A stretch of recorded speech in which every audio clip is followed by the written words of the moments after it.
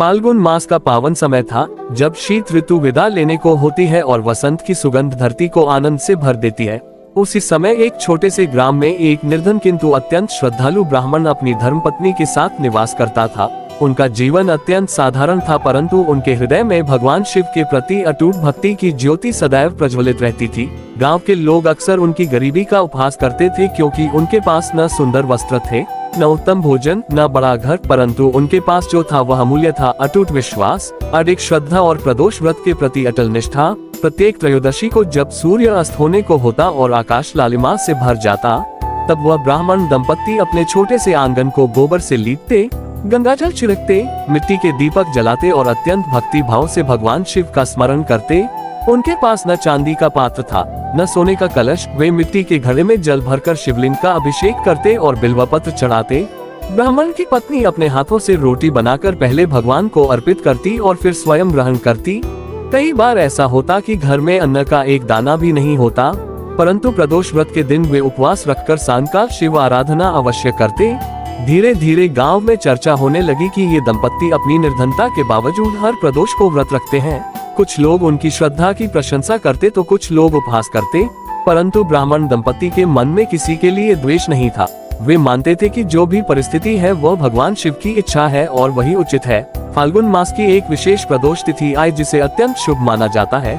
उस दिन ब्राह्मण ने प्रातःकाल ही संकल्प लिया कि चाहे जो हो जाए, आज की पूजा विशेष विधि से करेंगे, किंतु संयोगवश उसी दिन घर में अन्न का एक दाना भी नहीं था। पत्नी ने कहा कि आज हम क्या अर्पित करेंगे? तब ब्राह्मण मुस्कुराया और बोला कि सच्ची भक्ति से बढ़कर कोई अर्पण नहीं होता। उन्होंने वन में जाकर सूखे पत्ते और कुछ जंगली फूल एकत्र किए, नदी से जल लाकर मिट्टी के छोटे शिवलिंग का निर्माण किया और संध्या समय अत्यंत भावपूर्ण स्वर में ओम नमः शिवाय का जाप करने लगे। उस दिन उनका स्वर इतना करुण और श्रद्धा से भरा था कि मानो स्वयं कैलाश पर्वत तक पहुंच गया हो। उसी समय कैलाश पर विराजमान भगवान शिव और माता पार्वती ने उस स्वर को सुना। माता पार्वती ने शिव से पूछा कि यह करुण पुकार किसकी है? तब भगवान शिव ने ध्यान लगाया और मुस्कुराकर कहा कि यह मेरे एक सच्चे भक्त की पुकार है, जो निर्धन होते हुए भी कभी मेरा व्रत नहीं छोड़ता। माता पार्वती ने कहा कि प्रभु, ऐसे भक्त की परीक्षा लेना उचित नहीं, उसे आशीर्वाद दीजिए। शिव बोले कि पहले उसकी श्रद्धा की दृढ़ता देखना आवश्यक है। उसी रात भगवान शिव ने एक वृद्ध भिक्षुक का रूप धारण किया और ब्राह्मण के द्वार पर पहुँचे। ब्राह्मण दंपत्ति ने पूजा पूर्ण की ही थी कि द्वार पर आवाज आई। ब्राह्मण ने दरवाजा खोला तो एक थका हुआ वृद्ध खड़ा था। उसने कहा कि वह कई दिनों से भूखा है, क्या उसे कुछ अन्न मिल सकता है? ब्राह्मण ने पत्नी की ओर देखा, घर में कुछ भी नहीं था। पत्नी ने तुरंत अपनी थाली में रखा थोड़ा सा प्रसाद वृद्ध को अर्पित कर दिया और स्वयं जल पीकर रह गई। वृद्ध ने कहा कि उसे रात में ठहरने का स्थान भी चाहिए। ब्राह्मण ने बिना संकोच अपना बिछौना उसे दे दिया और स्वयं भूमि पर सो गए। रात्रि के अंतिम प्रहर में जब चंद्रमा आकाश में उज्जवल था, वृद्ध ने अपने वास्तविक स्वरूप में प्रकट होकर दिव्य प्रकाश फैलाया। पूरा कक्ष आलोकित हो उठा। ब्राह्मण और उसकी पत्नी ने नेत्र खोले तो सामने स्वयं भगवान शिव को देखा। वे आश्चर्यचकित होकर भूमि पर गिर पड़े। शिव ने प्रसन्न होकर कहा कि हे भक्त, तुम्हारी श्रद्धा अटल है, तुमने कभी मेरी आराधना में कमी नहीं की, न उपहास से विचलित हुए, न निर्धनता से भयभीत हुए। इसलिए मैं तुम्हें आशीर्वाद देता हूँ कि तुम्हारे जीवन की सभी बाधाएं दूर होंगी और तुम्हारे घर में सुख समृद्धि का वास होगा। ये कहकर भगवान शिव अंतर्धान हो गए। प्रातःकाल जब ब्राह्मण जागा तो उसने देखा कि उसका छोटा सा घर प्रकाशमान है। आंगन में अन्न से भरे कलश रखे हैं, गौशाला में गाय बंधी है और घर में समृद्धि के चिन्ह दिखाई दे रहे हैं। गाँव वाले आश्चर्यचकित रह गए। जिन्होंने उपहास किया था वे लज्जित हुए और जिन्होंने श्रद्धा की थी वे प्रसन्न हुए। ब्राह्मण ने सबको बताया कि यह सब प्रदोष व्रत की महिमा और शिव कृपा का फल है। तभी से उस गांव में प्रदोष व्रत की परंपरा और भी प्रबल हो गई। लोग समझ गए कि सच्ची श्रद्धा और निष्ठा से किया गया व्रत जीवन की हर बाधा को दूर कर सकता है। फाल्गुन मास का वह प्रदोष पूरे क्षेत्र में प्रसिद्ध हो गया और लोग दूर दूर से उस ब्राह्मण से कथा सुनने आने लगे। ब्राह्मण हर बार यही कहता कि चमत्कार धन में नहीं, श्रद्धा में है, और जो शिव को सच्चे मन से पुकारता है उसकी हर मनोकामना अवश्य पूर्ण होती है, क्योंकि भगवान शिव भोलेनाथ हैं। वे भाव के भूखे हैं, आडंबर के नहीं। और जो भक्त सच्चे हृदय से प्रदोष व्रत करता है उसके जीवन से दरिद्रता, भय, रोग और बाधाएं स्वतः दूर हो जाती हैं। फाल्गुन मास के उस चमत्कारी प्रदोष के बाद ब्राह्मण दंपत्ति का जीवन बदल अवश्य गया था, परंतु उनके हृदय में विनम्रता पहले जैसी ही बनी रही। उन्होंने कभी अपने जीवन में आए परिवर्तन को अपना परिश्रम या भाग्य नहीं माना, बल्कि सदा ये कहा कि यह सब भगवान शिव की असीम कृपा और प्रदोष व्रत की महिमा का फल है। जब गांव वालों ने देखा कि जो व्यक्ति कल तक निर्धन था आज उसके घर में अन्न, धन और गौ माता का वास है, तो उनके मन में जिज्ञासा जागी। वे जानना चाहते थे कि ऐसा कौन सा उपाय है जिससे जीवन की विपत्तियां समाप्त हो जाती हैं। तब ब्राह्मण ने सभी को एकत्र कर फाल्गुन प्रदोष व्रत की महिमा का विस्तार से वर्णन करना प्रारंभ किया। उसने कहा कि प्रदोष काल वह समय है जब दिन और रात्रि का संगम होता है। ये समय अत्यंत पवित्र होता है क्योंकि इसी क्षण देवताओं की ऊर्जा पृथ्वी पर विशेष रूप से सक्रिय होती है। विशेषकर भगवान शिव इस समय अपने भक्तों की पुकार शीघ्र सुनते हैं। ब्राह्मण ने बताया कि व्रत केवल उपवास का नाम नहीं है, बल्कि मन, वचन और कर्म की पवित्रता का नाम है। यदि कोई व्यक्ति केवल भोजन त्याग दे परंतु उसके मन में ईर्ष्या, क्रोध और द्वेष भरा हो तो उसका व्रत अधूरा है। किंतु यदि कोई निर्धन व्यक्ति भी सच्चे भाव से केवल जल अर्पित करे तो भगवान शिव उसके भाव को स्वीकार करते हैं। ये सुनकर गांव के कुछ लोग प्रभावित हुए और उन्होंने भी प्रदोष व्रत का संकल्प लिया, परंतु कुछ लोग अभी भी संदेह में थे। उन्हें लगा कि शायद ये सब संयोग है। तभी उसी गांव में एक धनी साहूकार रहता था जो अत्यंत घमंडी स्वभाव का था। उसने ब्राह्मण का उपहास करते हुए कहा कि यदि केवल व्रत से ही धन प्राप्त होता तो संसार का हर व्यक्ति धनी हो जाता। ब्राह्मण ने शांत स्वर में उत्तर दिया कि व्रत का फल केवल धन नहीं होता, बल्कि बाधाओं का नाश और आत्मिक शांति उसका वास्तविक फल है। साहूकार ने चुनौती दी कि वह भी अगला प्रदोष व्रत करेगा और देखेगा कि क्या उसे कोई चमत्कार दिखाई देता है। समय बीतता गया और अगली त्रयोदशी आ पहुंची। साहूकार ने व्रत तो रखा परंतु पूरे दिन वह अपने सेवकों पर क्रोध करता रहा, व्यापार की चिंता में डूबा रहा और संध्या समय केवल औपचारिकता निभाने के लिए शिवलिंग पर जल चढ़ा दिया। उसके मन में श्रद्धा नहीं थी, केवल परीक्षा लेने का भाव था। उसी रात उसे स्वप्न में एक वृद्ध साधु दिखाई दिए जिन्होंने कहा कि व्रत का अर्थ परीक्षा लेना नहीं, स्वयं को समर्पित करना है। साहूकार प्रातःकाल उठा तो उसका मन विचलित था। उसने सोचा कि यह केवल स्वप्न है, परंतु उसी दिन उसके व्यापार में भारी हानि हुई। वह चिंतित होकर ब्राह्मण के पास पहुंचा और सब कुछ बताया। ब्राह्मण ने समझाया कि भगवान शिव दंड देने वाले नहीं, मार्ग दिखाने वाले हैं। संभव है ये घटना तुम्हें अहंकार त्यागने का संकेत हो। साहूकार ने पश्चाताप किया और सच्चे मन से पुनः प्रदोष व्रत करने का निश्चय किया। इस बार उसने पूरे दिन संयम रखा, सेवकों से मधुर व्यवहार किया, गरीबों को अन्न दान दिया और संध्या समय पूरे श्रद्धा भाव से शिव आराधना की। उसने ओम नमः शिवाय का जाप करते हुए अपने अहंकार को शिव चरणों में समर्पित कर दिया। कुछ ही दिनों में उसके व्यापार की स्थिति सुधरने लगी और उसके मन में एक अद्भुत शांति का अनुभव हुआ। उसने स्वीकार किया कि वास्तविक चमत्कार धन में नहीं, मन की शांति में है। गांव में यह बात फैल गई कि प्रदोष व्रत केवल बाहरी परिवर्तन नहीं लाता, बल्कि भीतर की अशांति और बाधाओं को दूर करता है। धीरे धीरे पूरा गांव प्रत्येक त्रयोदशी को एकत्र होकर सामूहिक शिव आराधना करने लगा। फाल्गुन मास का वह वातावरण भक्ति से भर गया। मंदिर में घंटियों की ध्वनि गूंजती, दीपों की पंक्तियां जगमगाती और हर ओर हर हर महादेव का जयघोष सुनाई देता। ब्राह्मण दंपत्ति ये देखकर भाव विभोर हो जाते कि उनकी छोटी सी श्रद्धा ने पूरे गांव को भक्ति के मार्ग पर प्रेरित कर दिया। वे समझ गए कि भगवान शिव की कृपा केवल व्यक्तिगत सुख तक सीमित नहीं रहती, वह समाज को भी आलोकित करती है। और जो व्यक्ति सच्चे मन से प्रदोष व्रत करता है उसके जीवन से केवल दरिद्रता ही नहीं बल्कि अहंकार, भय, रोग, क्लेश और मानसिक अशांति जैसी बाधाएं भी दूर होने लगती हैं, क्योंकि शिव कृपा वह प्रकाश है जो अंधकार को मिटाकर जीवन में नई दिशा प्रदान करता है। समय के साथ उस गांव की पहचान ही बदलने लगी। जहां पहले ईर्ष्या, उपहास और अहंकार का वातावरण था, वहां अब भक्ति, सहयोग और शिव नाम का मधुर उच्चारण सुनाई देने लगा। फाल्गुन मास की शीतल संध्या में जब सूर्य अस्त होने को होता और आकाश के रंग बदलते, तब पूरा गांव प्रदोष काल की प्रतीक्षा करता। मंदिर के आंगन में दीपक सजाए जाते, बच्चे बिल्वपत्र इकट्ठा करते, महिलाएं मंगल गीत गाती और पुरुष स्नान कर स्वच्छ वस्त्र धारण कर शिवलिंग के समक्ष एकत्र होते। उस दिन ब्राह्मण ने कथा सुनाते हुए कहा कि प्रदोष व्रत केवल सांसारिक कष्टों को दूर करने का साधन नहीं, बल्कि आत्मा को शुद्ध करने का माध्यम भी है। उसने एक प्राचीन प्रसंग सुनाया कि कैसे एक बार देवताओं और असुरों के बीच घोर संघर्ष हुआ और समस्त लोकों में अशांति फैल गई। तब सभी देवता भगवान शिव की शरण में गए और प्रदोष काल में उनकी आराधना की। उसी क्षण शिव ने प्रसन्न होकर उनकी बाधाएं दूर की और संतुलन स्थापित किया। ये सुनकर गांव वालों के मन में श्रद्धा और दृढ़ हो गई। उसी समय गांव में एक नई परीक्षा आई। लगातार कई दिनों तक वर्षा न होने के कारण खेत सूखने लगे। किसानों के चेहरे पर चिंता की रेखाएं स्पष्ट दिखने लगी। लोगों को लगा कि शायद ये समृद्धि अधिक समय तक नहीं टिकेगी, परंतु ब्राह्मण ने सबको धैर्य रखने को कहा और सुझाव दिया कि इस प्रदोष पर सभी मिलकर विशेष प्रार्थना करें। त्रयोदशी की संध्या आई। पूरा गांव उपवास रखकर मंदिर पहुंचा। वातावरण में एक अद्भुत गंभीरता थी। सभी ने मिलकर शिवलिंग का अभिषेक किया, दूध, जल, गंगाजल और बिल्वपत्र अर्पित किए। महामृत्युंजय मंत्र और ओम नमः शिवाय का सामूहिक जाप हुआ। प्रार्थना इतनी एकाग्र थी कि मानो हर हृदय से एक ही पुकार उठ रही हो, हे भोलेनाथ, हमारी बाधाएं दूर करें। उसी रात्रि आकाश में बादल घिरने लगे और प्रातः काल तक वर्षा होने लगी। खेतों में हरियाली लौट आए और किसानों के चेहरे पर मुस्कान छा गई।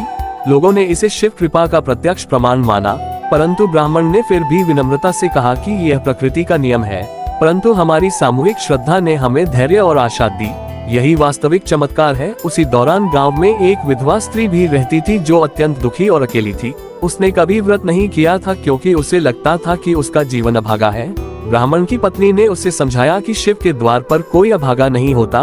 उसने अगली त्रयोदशी को संकल्प लिया और पूरे दिन उपवास रखकर शिव आराधना की। कुछ ही समय बाद उसके जीवन में भी परिवर्तन आया। उसे काम मिलने लगा, लोगों ने उसका सम्मान करना शुरू किया और उसके मन का अकेलापन कम होने लगा। वह समझ गई कि प्रदोष व्रत केवल बाहरी सुख नहीं देता, बल्कि भीतर के शून्य को भी भर देता है। इस प्रकार गांव में हर व्यक्ति अपने अनुभव साझा करने लगा कि कैसे शिव कृपा ने उनकी बाधाएं कम की।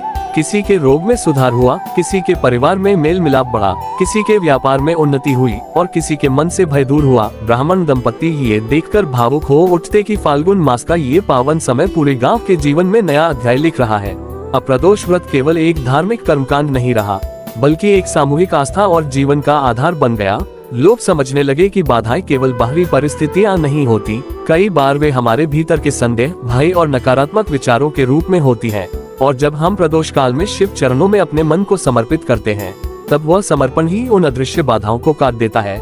इस प्रकार फाल्गुन मास की प्रत्येक त्रयोदशी गाँव के लिए उत्सव बन गयी, जहाँ हर दीपक केवल तेल से नहीं बल्कि श्रद्धा से जलता था और हर प्रार्थना केवल शब्द नहीं बल्कि विश्वास की ध्वनि बनकर कैलाश तक पहुँचती थी। फाल्गुन मास की सुगंध अब पूरे क्षेत्र में फैल चुकी थी और उस गांव का नाम दूर दूर तक भक्ति और प्रदोष व्रत की महिमा के लिए प्रसिद्ध होने लगा था। लोग पड़ोसी ग्रामों से भी आकर उस सामूहिक आराधना में सम्मिलित होने लगे। मंदिर का छोटा सा प्रांगण अब श्रद्धालुओं से भर जाता। घंटियों की अनुगूंज, धूप की सुगंध और दीपों की ज्योति वातावरण को दिव्यता से भर देती। परंतु जहाँ प्रकाश बढ़ता है वहाँ कभी कभी अंधकार भी अपनी परीक्षा लेने आता है। उसी समय राज्य का एक अधिकारी जो कर वसूली के लिए गांव गांव घूमता था, उस गांव में पहुंचा। उसने देखा कि यहाँ के लोग संपन्न और प्रसन्न दिखाई दे रहे हैं। उसके मन में लालच उत्पन्न हुआ और उसने अनुचित कर लगाने का विचार किया। उसने घोषणा कर दी कि इस गांव को दोगुना कर देना होगा, अन्यथा दंड दिया जाएगा। ये सुनकर गांव में भय का वातावरण फैल गया। लोग चिंतित हो उठे कि कहीं उनकी नई मिली समृद्धि फिर से संकट में न पड़ जाए। कई लोगों ने ब्राह्मण से पूछा कि अब क्या होगा, क्या शिव कृपा भी इस अन्याय को रोक पाएगी। ब्राह्मण ने शांत स्वर में कहा कि बाधाएं जीवन का अंग है, परंतु हमें भयभीत नहीं होना चाहिए। अगली त्रयोदशी निकट थी। उसने सबको धैर्य रखने और प्रदोष व्रत को पहले से अधिक श्रद्धा से करने का आग्रह किया। उसने कहा कि हम अन्याय का विरोध करेंगे, परंतु क्रोध और हिंसा से नहीं बल्कि सत्य और प्रार्थना से। त्रयोदशी की संध्या आई। पूरा गांव उपवास रखकर मंदिर पहुंचा।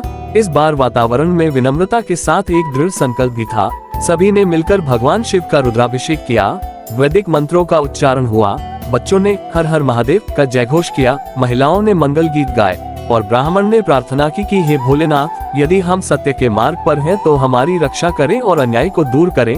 उसी रात राज्य अधिकारी को एक विचित्र स्वप्न आया। उसने देखा कि एक विशाल नंदी उसके मार्ग में खड़ा है और आगे बढ़ने नहीं दे रहा।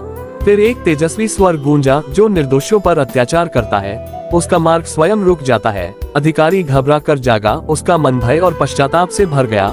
अगले ही दिन उसने गांव के लोगों को बुलाया और घोषणा की कि अतिरिक्त कर की मांग वापस ली जाती है। उसने स्वीकार किया कि लालच ने उसके विवेक को ढक लिया था। गांव वालों ने इसे शिव कृपा का संकेत माना, परंतु ब्राह्मण ने फिर समझाया कि जब हम एकजुट होकर सत्य और श्रद्धा का मार्ग अपनाते हैं, तब ईश्वर हमारी रक्षा अवश्य करते हैं। इस घटना के बाद गांव में प्रदोष व्रत की महिमा और भी दृढ़ हो गई।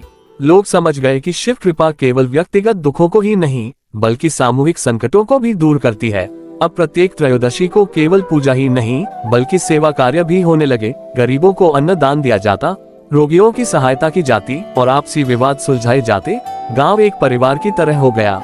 ब्राह्मण की पत्नी अक्सर कहती कि शिव की सच्ची पूजा केवल अभिषेक में नहीं बल्कि करुणा में है, और जब मनुष्य अपने आचरण में शिवत्व को उतार लेता है तब उसकी हर बाधा धीरे धीरे समाप्त होने लगती है। फाल्गुन मास की यह कथा अब केवल चमत्कारों की कहानी नहीं रही, बल्कि यह जीवन का मार्गदर्शन बन गई, जिसमें श्रद्धा, सत्य, धैर्य और सेवा का संगम था। और हर प्रदोष की संध्या इस बात का प्रमाण बनती जा रही थी कि जो शिव को सच्चे मन से पुकारता है, उसकी राह में खड़ी सबसे बड़ी बाधा भी अंततः हट जाती है, क्योंकि शिव कृपा वह शक्ति है जो अन्याय को झुकाती है, भय को मिटाती है और भक्त के जीवन को नई दिशा देती है।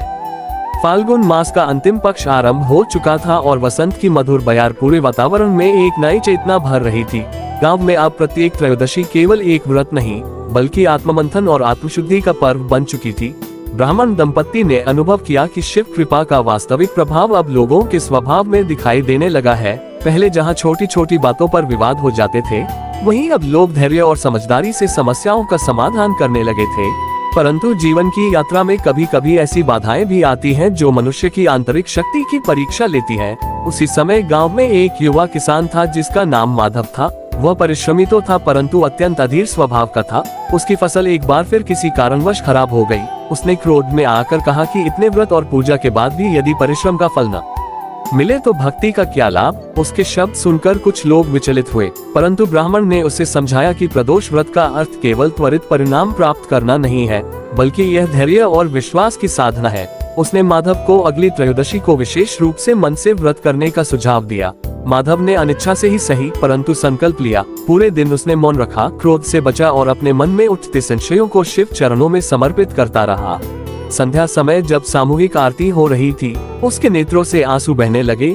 उसने पहली बार अनुभव किया कि उसका असली संघर्ष बाहर की फसल से नहीं, भीतर की अधीरता से है। उसने भगवान शिव से प्रार्थना की कि उसे धैर्य और सही निर्णय की शक्ति दें। कुछ ही दिनों बाद उसे एक नई खेती की विधि का ज्ञान हुआ। उसने उसे अपनाया और धीरे धीरे उसकी स्थिति सुधरने लगी। परंतु उससे भी अधिक महत्वपूर्ण ये था कि उसके स्वभाव में परिवर्तन आ गया। वह शांत और संतुलित हो गया। इस घटना ने पूरे गांव को ये संदेश दिया कि शिव कृपा का अर्थ केवल बाहरी समृद्धि नहीं, बल्कि आंतरिक परिवर्तन भी है। इसी दौरान एक और घटना घटी। गांव में एक बालक गंभीर रूप से बीमार पड़ गया। उसके माता पिता अत्यंत चिंतित थे। उन्होंने भी प्रदोष व्रत का संकल्प लिया और पूरे गांव ने मिलकर उस बालक के स्वास्थ्य के लिए प्रार्थना की। सामूहिक जाप और प्रार्थना के बाद धीरे धीरे बालक की स्थिति में सुधार होने लगा। वैद्य ने भी आश्चर्य व्यक्त किया कि यह सुधार अपेक्षा से अधिक शीघ्र है। लोगों ने इसे भी शिव कृपा का परिणाम माना, परंतु ब्राह्मण ने फिर समझाया कि प्रार्थना हमें सकारात्मक ऊर्जा देती है, जो उपचार को प्रभावी बनाती है। इस प्रकार प्रदोष व्रत अब केवल व्यक्तिगत साधना नहीं रहा, बल्कि सामूहिक शक्ति का प्रतीक बन गया। फाल्गुन मास की प्रत्येक त्रयोदशी ने लोगों को सिखाया कि बाधाएं चाहे कितनी भी कठिन क्यों न हो, अधीरता, रोग, आर्थिक संकट या अन्याय, यदि मनुष्य सच्चे मन से शिव का स्मरण करे और अपने आचरण को शुद्ध रखे, तो धीरे धीरे मार्ग खुलने लगता है। गांव के मंदिर में अब एक नया दीपक स्थापित किया गया, जिसे विश्वास दीप कहा गया। ये दीपक हर प्रदोष पर जलाया जाता और यह प्रतीक बन गया कि जब तक श्रद्धा की ज्योति प्रज्वलित है, तब तक अंधकार स्थायी नहीं हो सकता। ब्राह्मण दंपत्ति ने अनुभव किया कि उनकी छोटी सी भक्ति ने अब पूरे समाज को एक नई दिशा दे दी है, और फाल्गुन मास का ये पावन काल इस सत्य का जीवंत प्रमाण बन गया कि शिव कृपा केवल चमत्कारों में नहीं, बल्कि मनुष्य के भीतर जागृत हुए विश्वास, धैर्य और करुणा में प्रकट होती है। और जो व्यक्ति इन गुणों को अपनाता है, उसकी हर बाधा धीरे धीरे समाप्त हो जाती है। फाल्गुन मास अब अपने अंतिम दिनों की ओर बढ़ रहा था और वातावरण में एक विशेष आध्यात्मिक गंभीरता घुलने लगी थी, मानो प्रकृति स्वयं किसी महान समापन की तैयारी कर रही हो। गांव के लोग अब केवल प्रदोष व्रत करने वाले साधारण भक्त नहीं रहे थे, बल्कि अनुभव से परिपक्व साधक बन चुके थे। हर त्रयोदशी को वे अपने भीतर झांकते, अपने दोषों को पहचानते और उन्हें शिव चरणों में समर्पित करने का प्रयास करते। ब्राह्मण दंपत्ति ने देखा कि अब लोग केवल सुख की कामना नहीं करते, बल्कि सद्बुद्धि और शांति की भी प्रार्थना करते हैं। इसी बीच एक अप्रत्याशित घटना घटी जिसने पूरे गांव को पुनः परीक्षा में डाल दिया। पास के वन में आग लग गई और तेज हवा के कारण वह धीरे धीरे गांव की ओर बढ़ने लगी। धुआं आकाश में फैल गया, पशु व्याकुल हो उठे और लोगों के मन में भय की लहर दौड़ गई। कुछ लोग अपने घरों का सामान बचाने लगे, कुछ अपने परिवार को सुरक्षित स्थान पर ले जाने लगे। स्थिति गंभीर थी। उसी समय ब्राह्मण ने सबको एकत्र होकर धैर्य रखने को कहा। उसने समझाया कि घबराहट से समाधान नहीं निकलेगा। आज त्रयोदशी की पूर्व संध्या है, हम पहले शिव स्मरण करें और फिर मिलकर प्रयास करें। कई लोगों को यह विचार असंभव लगा कि ऐसी विपत्ति में भी पूजा की जाए, परंतु अधिकांश लोग उसके साथ मंदिर पहुंचे। वहां दीपक जलाया गया, रुद्र मंत्रों का उच्चारण हुआ और सबने मिलकर प्रार्थना की कि हे महादेव, हमें बुद्धि और साहस प्रदान करें। प्रार्थना के पश्चात ब्राह्मण ने योजना बनाई कि सभी मिलकर पानी की व्यवस्था करें। खेतों की मेड़ें तोड़कर एक दिशा में नहर बनाई जाए ताकि आग की दिशा बदली जा सके। गांव के युवाओं ने साहस दिखाया, महिलाएं जल भर कर लाईं, वृद्धजन बच्चों को संभालते रहे। सामूहिक प्रयास और हवा की दिशा बदलने से आग धीरे धीरे दूसरी ओर मुड़ गई और गांव सुरक्षित बच गया। लोगों ने राहत की सांस ली। कई लोगों ने इसे प्रत्यक्ष शिव कृपा माना, परंतु ब्राह्मण ने कहा कि शिव ने हमें चमत्कार से नहीं, बुद्धि और एकता से बचाया है। यही उनकी वास्तविक कृपा है। इस घटना ने पूरे गांव को और अधिक दृढ़ बना दिया। अब उन्हें समझ में आ गया कि प्रदोष व्रत केवल संकट हटाने का साधन नहीं, बल्कि संकट का सामना करने की शक्ति देने वाला संबल है। उसी रात कई लोगों ने स्वप्न में शिवलिंग से प्रकाश निकलते देखा। कुछ ने नंदी की गर्जना सुनी और कुछ ने अपने भीतर एक अद्भुत शांति का अनुभव किया। अगले दिन जब सब एकत्र हुए तो उन्होंने अनुभव साझा किए और पाया कि भक्ति ने उनके भय को साहस में बदल दिया है। फाल्गुन मास की यह अंतिम त्रयोदशी अब एक विशेष उत्सव में परिवर्तित हो गई। पूरे गांव ने सामूहिक भंडारा किया, जरूरतमंदों को अन्न वितरित किया और शिव स्तुति गाए। ब्राह्मण ने कथा के इस चरण में कहा कि बाधाएं जीवन में आती रहेंगी, कभी आग के रूप में, कभी रोग के रूप में, कभी आर्थिक संकट या मानसिक द्वंद्व के रूप में, परंतु जो व्यक्ति प्रदोष काल में अपने मन को शिव से जोड़ लेता है, वह परिस्थितियों का दास नहीं रहता, वह साहस और विवेक से उनका सामना करता है। यही शिव कृपा का सच्चा अर्थ है और यही फाल्गुन प्रदोष व्रत की महिमा है कि यह भक्त को निर्भय, संयमी और करुणामय बनाता है, जिससे उसकी राह की सबसे बड़ी बाधा भी अंततः उसके विकास का साधन बन जाती है। फाल्गुन मास की अंतिम त्रयोदशी का दिवस आ पहुंचा और उस दिन का सूर्योदय मानो स्वर्णिम आभा लेकर आया था, जैसे स्वयं प्रकृति इस कथा के समापन की साक्षी बनना चाहती हो। पूरे गांव में एक अनोखी शांति थी, परंतु उस शांति में उत्साह भी समाहित था। मंदिर को पुष्पों से सजाया गया, दीपों की लंबी पंक्तियां बनाई गईं और शिवलिंग पर चंदन, बिल्वपत्र तथा गंगाजल अर्पित करने की तैयारी की गई। ब्राह्मण दंपति ने उस दिन विशेष संकल्प लिया कि वे केवल अपने लिए नहीं, बल्कि समस्त गांव और समस्त प्राणियों के कल्याण के लिए प्रार्थना करेंगे। संध्या होते ही प्रदोष काल आरंभ हुआ। आकाश में अर्धचंद्र की कोमल छवि दिखाई दे रही थी। वातावरण में शंखध्वनि और घंटियों की मधुर गूंज फैल गई। सभी ग्रामवासी एक साथ बैठकर ओम नमः शिवाय का जाप करने लगे। वह जाप धीरे धीरे सामूहिक ऊर्जा में बदल गया, मानो प्रत्येक हृदय एक ही लय में धड़क रहा हो। ब्राह्मण ने कथा का सार सुनाते हुए कहा कि इस पूरे फाल्गुन मास में हमने सीखा कि शिव कृपा केवल चमत्कार नहीं, बल्कि परिवर्तन है। वो परिवर्तन जो हमारे भीतर होता है, जिसने निर्धनता को संतोष में बदला, अहंकार को विनम्रता में बदला, भय को साहस में बदला और बिखरे हुए समाज को एक परिवार में बदल दिया। उसी क्षण मंदिर के गर्भगृह में एक अद्भुत प्रकाश फैला। कुछ लोगों ने अनुभव किया कि शिवलिंग से दिव्य आभा निकल रही है, कुछ के नेत्रों से स्वतः आंसू बहने लगे और कुछ ने अपने भीतर ऐसी शांति अनुभव की जो शब्दों से परे थी।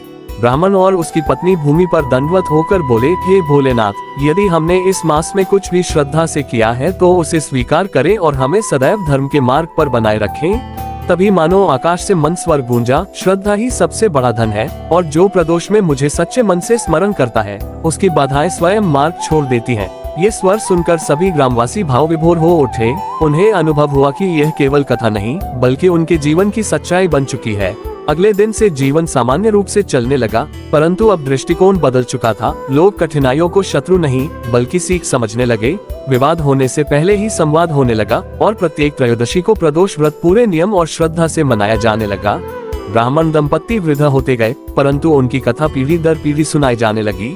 बच्चे भी जानते थे कि फाल्गुन मास की प्रदोष कथा केवल एक घटना नहीं, बल्कि यह संदेश है कि जब मनुष्य अपने भीतर शिवत्व जागृत कर लेता है, तब उसकी हर बाधा, चाहे वह दरिद्रता हो, रोग हो, अन्याय हो, भय हो या संशय, धीरे धीरे समाप्त हो जाती है। क्योंकि शिव कृपा बाहरी परिस्थितियों को ही नहीं, बल्कि हृदय को भी आलोकित करती है, और जब हृदय में प्रकाश हो तो अंधकार टिक नहीं सकता। इस प्रकार फाल्गुन मास की प्रदोष व्रत कथा पूर्ण हुई, परंतु उसका संदेश अनंत है। सच्ची श्रद्धा, धैर्य, सेवा और एकता ही वह मार्ग है जो जीवन की हर बाधा को दूर करता है। और जो भक्त प्रदोष काल में शिव का स्मरण करता है, उसके जीवन में अंततः शांति, संतुलन और मंगल ही स्थापित होता है। फाल्गुन मास की उस दिव्य कथा के पूर्ण होने के पश्चात भी गांव के जीवन में जो परिवर्तन आया था, वह केवल एक मास तक सीमित नहीं रहा, बल्कि आने वाले वर्षों तक उसकी ज्योति प्रज्वलित रही। और इस अतिरिक्त प्रसंग में ये समझना आवश्यक है कि प्रदोष व्रत की महिमा केवल तत्काल संकट निवारण तक सीमित नहीं, बल्कि दीर्घकालिक आध्यात्मिक उन्नति का मार्ग भी प्रशस्त करती है। ब्राह्मण दंपति ने अपने अनुभवों को केवल स्मृति बनाकर नहीं रखा, बल्कि उन्होंने बच्चों और युवाओं को प्रदोष व्रत का वास्तविक अर्थ समझाना प्रारंभ किया कि व्रत का सार संयम, संतुलन और समर्पण है। उन्होंने सिखाया कि उपवास केवल अन्न त्याग नहीं, बल्कि नकारात्मक विचारों का त्याग है। अभिषेक केवल जल चढ़ाना नहीं, बल्कि अहंकार को धोना है। दीप जलाना केवल परंपरा नहीं, बल्कि अपने भीतर ज्ञान का प्रकाश प्रज्वलित करना है। धीरे धीरे गांव में एक छोटी पाठशाला आरंभ हुई, जहां धर्म, नैतिकता और सेवा का पाठ पढ़ाया जाने लगा। प्रदोष की संध्या को अब कथा के साथ साथ आत्मचिंतन का समय भी रखा जाने लगा। लोग अपने सप्ताह भर के व्यवहार पर विचार करते और संकल्प लेते कि अगली त्रयोदशी तक वे किसी से कटु वचन नहीं बोलेंगे, किसी का अधिकार नहीं छीनेंगे और यथाशक्ति सेवा करेंगे। इस निरंतर साधना ने गांव को इतना संतुलित बना दिया कि बाहरी संकट आने पर भी लोग विचलित नहीं होते थे। वर्षों बाद जब ब्राह्मण अत्यंत वृद्ध हो गए, तब उन्होंने अंतिम प्रदोष पर सभी ग्रामवासियों को एकत्र कर कहा कि याद रखो, बाधाएं कभी समाप्त नहीं होती, परंतु उनका स्वरूप बदलता रहता है। कभी वे गरीबी के रूप में आती हैं, कभी अहंकार के रूप में, कभी भय के रूप में और कभी आलस्य के रूप में, परंतु जो प्रत्येक प्रदोष को आत्मपरीक्षण का अवसर बना लेता है, उसके लिए हर बाधा साधना बन जाती है। ये कहकर उन्होंने शांत मन से ध्यान लगाया और ऐसा प्रतीत हुआ मानो उनके चेहरे पर एक अलौकिक संतोष झलक रहा हो। ग्रामवासियों ने उस दिन अनुभव किया कि सच्चा चमत्कार धन, वर्षा या संकट टलने में नहीं, बल्कि उस आंतरिक परिवर्तन में है जो मनुष्य को भय से मुक्त कर देता है। और तभी से उस गांव में ये परंपरा स्थापित हो गई कि फाल्गुन मास की अंतिम प्रदोष को कृतज्ञता प्रदोष कहा जाएगा, जिस दिन लोग विशेष रूप से धन्यवाद अर्पित करेंगे, सुख के लिए नहीं बल्कि सीख के लिए, सफलता के लिए नहीं बल्कि धैर्य के लिए, और वरदान के लिए नहीं बल्कि विश्वास के लिए। इस प्रकार यह कथा केवल एक ऐतिहासिक घटना नहीं रही, बल्कि जीवंत परंपरा बन गई। और आज भी जब फाल्गुन मास की त्रयोदशी आती है, तो कहा जाता है कि यदि कोई सच्चे मन से प्रदोष व्रत करे, तो उसके जीवन की हर बाधा धीरे धीरे हटने लगती है, क्योंकि श्रद्धा से जुड़ा हुआ हृदय ही वह स्थान है जहां शिव कृपा स्थायी रूप से निवास करती है। हर हर महादेव। फाल्गुन मास की उस अलौकिक परंपरा के वर्षों बाद भी उस गांव की पहचान केवल समृद्धि या चमत्कारों से नहीं, बल्कि उसके संतुलित और शांत स्वभाव से की जाने लगी। दूर दूर से लोग वहां केवल कथा सुनने नहीं, बल्कि उस जीवन शैली को देखने आते जिसमें प्रदोष व्रत केवल धार्मिक अनुष्ठान नहीं, बल्कि आत्मानुशासन का उत्सव बन चुका था। और इसी क्रम में एक अंतिम प्रसंग जुड़ा जिसने इस कथा को पूर्णता प्रदान की। एक बार राज्य में भीषण राजनीतिक उथल पुथल हुई। अनेक स्थानों पर असुरक्षा और भय का वातावरण फैल गया। व्यापार रुकने लगे, यात्राएं बंद हो गईं, और अफवाहों ने लोगों के मन में अस्थिरता भर दी।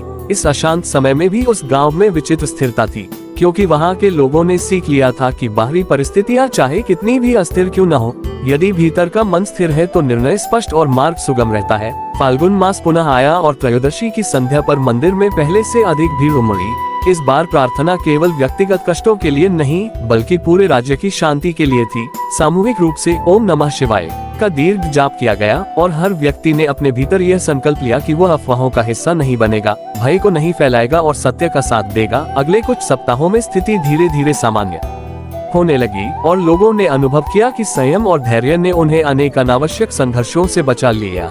तब गांव के वरिष्ठ जनों ने निष्कर्ष निकाला कि शिव कृपा का अंतिम रहस्य यही है।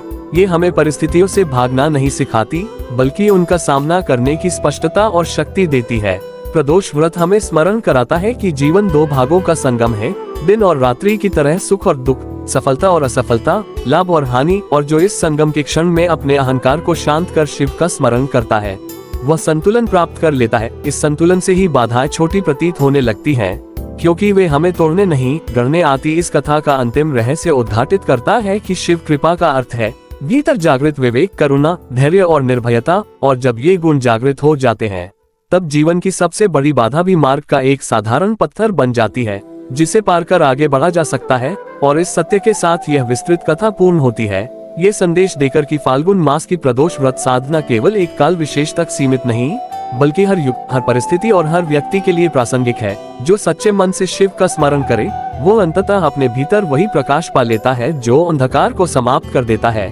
फाल्गुन मास की प्रदोष साधना ने उस गांव को केवल समृद्ध या सुरक्षित ही नहीं बनाया, बल्कि एक गहरे आंतरिक जागरण की ओर अग्रसर किया। समय बीतता गया, ऋतुएं बदलती रहीं, पीढ़ियां आगे बढ़ती रहीं, परंतु प्रदोष काल की वह परंपरा स्थिर रही। और अब वह केवल बाहरी पूजा पद्धति तक सीमित नहीं रही थी, बल्कि जीवन जीने की कला बन चुकी थी। गांव के लोग समझ चुके थे कि बाधाएं समाप्त होने के लिए नहीं आती, बल्कि मनुष्य की चेतना को ऊंचा उठाने के लिए आती है। एक बार गांव में दो भाइयों के बीच संपत्ति को लेकर बड़ा विवाद उत्पन्न हुआ। मामला इतना बढ़ गया कि परिवार टूटने की कगार पर पहुंच गया। तब बुजुर्गों ने सुझाव दिया कि निर्णय क्रोध में नहीं, प्रदोष काल की शांति में लिया जाए। त्रयोदशी की संध्या को दोनों भाई मंदिर पहुंचे। उन्होंने मौन साधा, शिवलिंग पर जल चढ़ाया और अपने भीतर के आक्रोश को शांत करने का प्रयास किया। कुछ समय पश्चात दोनों के मन में परिवर्तन आया। उन्हें एहसास हुआ कि संपत्ति से अधिक मूल्यवान संबंध होते हैं और विवाद समझौते में बदल गया। इस घटना ने पुनः ये सिद्ध किया कि प्रदोष व्रत बाहरी संकट से पहले आंतरिक संघर्ष को शांत करता है। इसी प्रकार एक युवा बालिका जो शिक्षा के लिए संघर्ष कर रही थी, उसने भी प्रदोष व्रत का संकल्प लिया। उसने प्रार्थना की कि उसे परिश्रम और अवसर प्राप्त हो। कुछ महीनों बाद उसे छात्रवृत्ति मिली, परंतु उसने स्वयं स्वीकार किया कि व्रत ने उसे आत्मविश्वास दिया। यही शिव कृपा का सूक्ष्म स्वरूप है। यह अवसर से पहले आत्मबल प्रदान करती है। फाल्गुन मास का संदेश अब स्पष्ट हो चुका था कि जीवन में आने वाली प्रत्येक चुनौती हमें अपनी सीमाओं से आगे बढ़ने का अवसर देती है और प्रदोष का काल हमें वह क्षण देता है जब हम रुककर स्वयं को देख सके, अपने दोषों को स्वीकार सके और उन्हें सुधारने का संकल्प ले सके। इस अंतिम विस्तार में ये समझना आवश्यक है कि शिव कृपा आकाश से गिरने वाला कोई त्वरित वरदान नहीं, बल्कि भीतर प्रज्वलित होने वाली वह ज्योति है जो अज्ञान, भय और भ्रम को धीरे धीरे समाप्त करती है। जब मनुष्य अपने भीतर उस ज्योति को पहचान लेता है, तब उसे ज्ञात होता है कि बाधाएं वास्तव में सीढ़ियां हैं और प्रदोष व्रत वह साधना है जो उन सीढ़ियों पर चढ़ने की शक्ति देती है। इस प्रकार कथा का ये चरण ये संदेश देता है कि सच्ची श्रद्धा, धैर्य और आत्मचिंतन से जुड़ा हुआ जीवन ही स्थायी शांति प्रदान करता है और जो व्यक्ति नियमित रूप से प्रदोष काल में अपने भीतर के अंधकार को पहचान कर उसे प्रकाश में बदलने का प्रयास करता है, उसके जीवन की राह स्वयं स्पष्ट होने लगती है।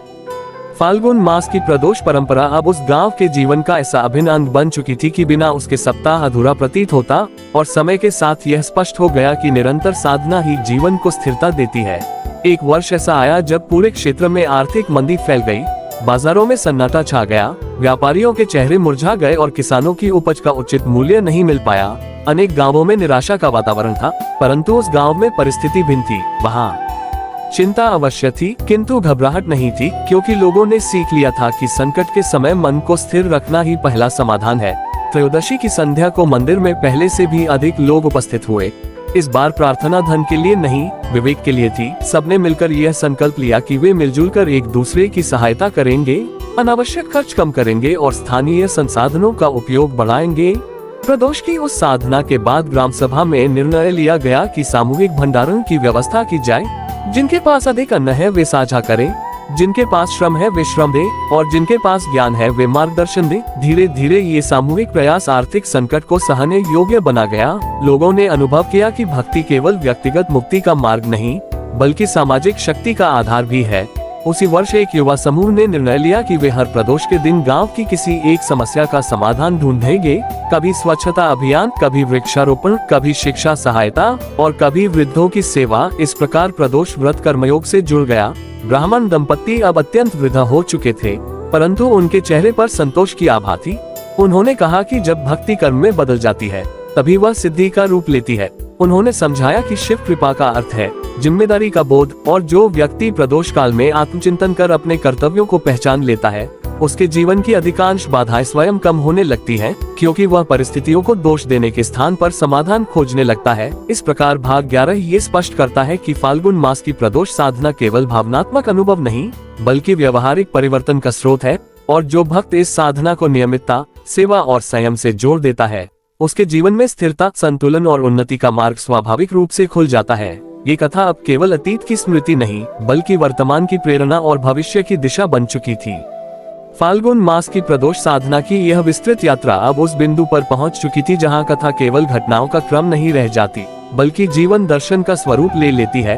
वर्षों बीत गए, ऋतुएं बदलती रहीं, नई पीढ़ियां जन्म लेती रहीं, परंतु उस गांव में एक परंपरा अटल रही। प्रत्येक त्रयोदशी को रुकना, स्वयं को देखना और अपने भीतर के अंधकार को पहचानना। यही इस कथा का अंतिम और गहनतम संदेश है, क्योंकि धीरे धीरे लोगों ने अनुभव किया कि बाहरी बाधाएं तो जीवन का स्वाभाविक भाग है, परंतु वास्तविक संघर्ष भीतर चलता है, अहंकार, लोभ, भय, ईर्ष्या, असंतोष और अधैर्य के रूप में। और प्रदोष काल वह पवित्र संगम है जहां दिन की चंचलता और रात्रि की शांति मिलती है। ठीक वैसे ही जैसे कर्म और ध्यान, प्रयास और समर्पण, संघर्ष और स्वीकार। जब मनुष्य इस संगम के क्षण में अपने भीतर झांकता है और स्वीकार करता है कि उसे बदलना है, तभी वास्तविक परिवर्तन प्रारंभ होता है। गांव के लोग अब समझ चुके थे कि शिव कृपा का अर्थ केवल वरदान प्राप्त करना नहीं, बल्कि अपने भीतर शिवत्व को जागृत करना है। जब मनुष्य करुणा को अपनाता है, सत्य को स्वीकारता है, सेवा को अपना कर्तव्य मानता है और धैर्य को अपना आभूषण बनाता है, तब वह स्वयं ही बाधाओं से ऊपर उठने लगता है। इस अंतिम चरण में एक प्रतीकात्मक परंपरा आरंभ हुई। हर फाल्गुन मास की अंतिम प्रदोष पर लोग एक दीपक अपने घर के द्वार पर जलाते और मौन प्रार्थना करते कि ये दीपक केवल तेल से नहीं, बल्कि जागरूकता से जलता रहे। ये दीपक उन्हें स्मरण कराए कि जीवन में जब भी अंधकार बढ़े, तो घबराने के बजाय भीतर का प्रकाश बढ़ाना चाहिए। यही इस कथा का शाश्वत निष्कर्ष है कि प्रदोष व्रत कोई चमत्कारी सूत्र नहीं, बल्कि आत्मानुशासन, आत्मचिंतन और आत्म परिवर्तन की सतत प्रक्रिया है। और जो व्यक्ति इसे केवल एक दिन की पूजा न मानकर जीवन की साधना बना लेता है, उसके लिए हर संकट एक शिक्षा बन जाता है, हर हानि एक अनुभव बन जाती है और हर बाधा एक सीढ़ी में परिवर्तित हो जाती है। इस प्रकार फाल्गुन मास की प्रदोष व्रत कथा ये सिखाती है कि श्रद्धा जब निरंतरता से जुड़ती है, तो वह व्यक्ति और समाज दोनों को रूपांतरित कर देती है। और यही वह आंतरिक विजय है जो बाहरी विजय से कहीं अधिक स्थायी और मूल्यवान होती है। समय के प्रवाह में अनेक वर्ष बीत गए, परंतु फाल्गुन मास की प्रदोष साधना ने जो बीज उस गांव में बोया था, वह अब एक विशाल वटवृक्ष का रूप ले चुका था। नई पीढ़ी के युवाओं ने इस परंपरा को केवल धार्मिक कर्मकांड न मानकर जीवन प्रबंधन का सूत्र बना लिया। उन्होंने अनुभव किया कि प्रदोष का अर्थ है रुकना, देखना और सुधारना, और इसी विचार ने गांव को प्रगति के नए आयाम दिए। शिक्षा के क्षेत्र में उन्नति हुई, कृषि में नवाचार आया, व्यापार में ईमानदारी बढ़ी, क्योंकि लोगों ने हर त्रयोदशी को आत्मपरीक्षण का अभ्यास किया। यदि किसी ने सप्ताह भर में किसी के साथ अन्याय किया हो तो वह प्रदोष की संध्या को क्षमा मांगता। यदि किसी ने आलस्य किया हो तो वह अगले सप्ताह अधिक परिश्रम का संकल्प लेता। इस नियमित आत्मसमीक्षा ने धीरे धीरे जीवन की बड़ी बाधाओं को छोटे सुधारों में बदल दिया। एक वर्ष ऐसा आया जब पास के नगर में महामारी फैली। लोगों के मन में भय व्याप्त था, परंतु उस गांव में संयम और सावधानी दोनों का संतुलन था। उन्होंने प्रदोष की संध्या को सामूहिक प्रार्थना तो की ही, साथ ही स्वच्छता, अनुशासन और परस्पर सहायता के नियम बनाए। इस संतुलित दृष्टिकोण ने उन्हें सुरक्षित रखा। तब गांव के बुजुर्गों ने कहा कि यही शिव कृपा का वास्तविक स्वरूप है, सही समय पर सही निर्णय लेने की स्पष्टता, क्योंकि जब मन शांत होता है तब विवेक प्रकट होता है, और जब विवेक प्रकट होता है तब संकट मार्ग बन जाता है। इस कथा के अंतिम विस्तार में ये समझना आवश्यक है कि प्रदोष व्रत केवल फाल्गुन मास तक सीमित नहीं, बल्कि हर महीने, हर परिस्थिति और हर जीवन चरण में उतना ही प्रभावी है। ये साधना हमें सिखाती है कि जीवन के दिन और रात के बीच जो क्षण मिलता है, वही आत्मचिंतन का अवसर है। यदि उस अवसर को पहचान लिया जाए तो धीरे धीरे व्यक्ति अपने भीतर ऐसी स्थिरता विकसित कर लेता है जो बाहरी उतार चढ़ाव से प्रभावित नहीं होती। इस प्रकार भागते रह ये संदेश देता है कि श्रद्धा जब निरंतर अभ्यास बन जाती है, तो वह समाज को भी दिशा देती है। और जो व्यक्ति प्रदोष की उस संध्या को अपने भीतर के सुधार के लिए उपयोग करता है, उसके लिए जीवन की हर नई चुनौती एक सृजन का अवसर बन जाती है, क्योंकि वह जान चुका होता है कि बाधाएं अंत नहीं, बल्कि नए अध्याय की शुरुआत होती है। फाल्गुन मास की प्रदोष साधना की यह निरंतर यात्रा अब एक ऐसी अवस्था में प्रवेश कर चुकी थी जहां भक्ति केवल अनुष्ठान नहीं, बल्कि चेतना की अवस्था बन गई थी। गांव के लोग अब ये समझ चुके थे कि जीवन का वास्तविक संतुलन बाहरी परिस्थितियों के अनुकूल होने में नहीं, बल्कि भीतर स्थिर रहने में है। प्रदोष का वह संधिकाल जब दिन का प्रकाश धीरे धीरे रात्रि की शांति में विलीन होता है, उनके लिए प्रतीक बन गया कि हर परिवर्तन को स्वीकार करना ही जीवन की परिपक्वता है। वर्षों की साधना ने उन्हें सिखाया कि शिव कृपा का अर्थ अचानक मिल जाने वाला वरदान नहीं, बल्कि धीरे धीरे विकसित होने वाली समझ है। अब प्रत्येक परिवार में ये परंपरा बन गई थी कि सप्ताह में कम से कम एक बार सभी सदस्य साथ बैठकर आत्मचिंतन करेंगे, अपने व्यवहार की समीक्षा करेंगे और यदि किसी से भूल हुई हो तो स्वीकार करेंगे। यह अभ्यास प्रदोष की भावना से प्रेरित था। एक समय ऐसा भी आया जब गांव के कुछ युवाओं ने शहर जाकर बसने का निर्णय लिया। वहां उन्हें प्रतिस्पर्धा, तनाव और आकर्षणों से भरा जीवन मिला। प्रारंभ में वे विचलित हुए, परंतु उन्होंने प्रदोष साधना को छोड़ा नहीं। वे शहर में भी त्रयोदशी की संध्या को कुछ समय मौन साधते, दीप जलाते और अपने भीतर के संतुलन को पुनः स्थापित करते। धीरे धीरे उन्होंने अनुभव किया कि यह अभ्यास उन्हें निर्णय लेने में स्पष्टता देता है, संबंधों में धैर्य देता है और असफलता में निराशा से बचाता है। इसी प्रकार गांव और शहर के बीच एक अदृश्य सेतु बन गया, श्रद्धा का सेतु। फाल्गुन मास जब जब आता, सभी लोग चाहे जहां हो उस अंतिम प्रदोष पर एक साथ प्रार्थना करने का संकल्प लेते। ये केवल धार्मिक आयोजन नहीं बल्कि सामूहिक चेतना का उत्सव बन गया। इस भाग का गहन संदेश यह है कि जब मनुष्य अपने भीतर शिवत्व को स्थान दे देता है, अर्थात करुणा, सत्य, संयम और निडरता को जीवन का आधार बना लेता है, तब उसे बाहरी परिस्थितियों से संघर्ष करने की आवश्यकता कम पड़ती है, क्योंकि वह परिस्थितियों को अवसर में बदलना सीख जाता है। प्रदोष व्रत की यह साधना अंततः व्यक्ति को स्वयं का मार्गदर्शक बना देती है, और यही इस कथा का सार है कि जो व्यक्ति नियमित रूप से आत्मचिंतन करता है, अपने दोषों को स्वीकार करता है और सुधार का संकल्प लेता है, उसके जीवन में बाधाएं स्थायी नहीं रह पाती। वे आती हैं, शिक्षा देती हैं और आगे बढ़ जाती हैं, और जीवन संतुलन, स्थिरता और सजगता की ओर अग्रसर होता जाता है। फाल्गुन मास की प्रदोष साधना की यह विस्तृत यात्रा अब उस बिंदु पर पहुंच चुकी थी जहां कथा केवल एक गांव या एक परिवार की नहीं रही, बल्कि जीवन के सार्वभौमिक सत्य की अभिव्यक्ति बन गई थी। वर्षों की निरंतर श्रद्धा, अनुशासन और आत्मचिंतन ने ये सिद्ध कर दिया कि शिव कृपा किसी चमत्कार की प्रतीक्षा में नहीं, बल्कि हमारे दैनिक आचरण में ही प्रकट होती है। जब व्यक्ति अपने भीतर की अस्थिरता को पहचान लेता है और उसे साधना के माध्यम से शांत करने का प्रयास करता है, तभी उसके जीवन में वास्तविक परिवर्तन प्रारंभ होता है। इस अंतिम विस्तार में ये समझना आवश्यक है कि प्रदोष व्रत का सार उपवास से अधिक उपचिंतन में है, बाहरी विधि से अधिक भीतरी शुद्धि में है। उस गांव के लोगों ने अनुभव किया कि जब जब उन्होंने अपने भीतर के अहंकार, क्रोध और मोह को त्यागने का प्रयास किया, तभी उनके संबंधों में मधुरता आई, कार्यों में सफलता मिली और मानसिक संतुलन स्थापित हुआ। एक वृद्ध साधक ने अपने अनुभव साझा करते हुए कहा कि प्रदोष की संध्या उसे यह याद दिलाती है कि जीवन का प्रत्येक दिन एक परीक्षा है और प्रत्येक रात्रि आत्ममंथन का अवसर। यदि दिन भर के कर्मों का मूल्यांकन कर लिया जाए तो जीवन स्वयं सुधरने लगता है। यही कारण है कि फाल्गुन के अंतिम प्रदोष पर पूरा गांव एकत्र होकर केवल प्रार्थना ही नहीं करता था, बल्कि अपने वर्ष भर के आचरण की समीक्षा भी करता था। कौन सा संकल्प निभाया गया, कहाँ भूल हुई और अगले वर्ष क्या सुधार करना है। ये परंपरा उन्हें निरंतर प्रगति की ओर ले जाती रही। समय के साथ यह कथा आसपास के क्षेत्रों में भी फैल गई। लोग केवल व्रत की विधि जानने नहीं, बल्कि उसके गूढ़ अर्थ को समझने आने लगे। और जब भी कोई पूछता कि शिव कृपा कैसे प्राप्त होती है, तो उत्तर सरल होता, जब मन निष्कपट हो, कर्म ईमानदार हो और संकल्प दृढ़ हो, तब कृपा स्वतः प्रकट होती है। इस अंतिम भाग का संदेश यह है कि प्रदोष व्रत कोई एक दिन की साधना नहीं, बल्कि जीवन शैली है। जो व्यक्ति इसे अपनाता है वह परिस्थितियों का दास नहीं, बल्कि अपने विचारों का स्वामी बन जाता है। और जब विचार शुद्ध होते हैं तो कर्म भी श्रेष्ठ बनते हैं।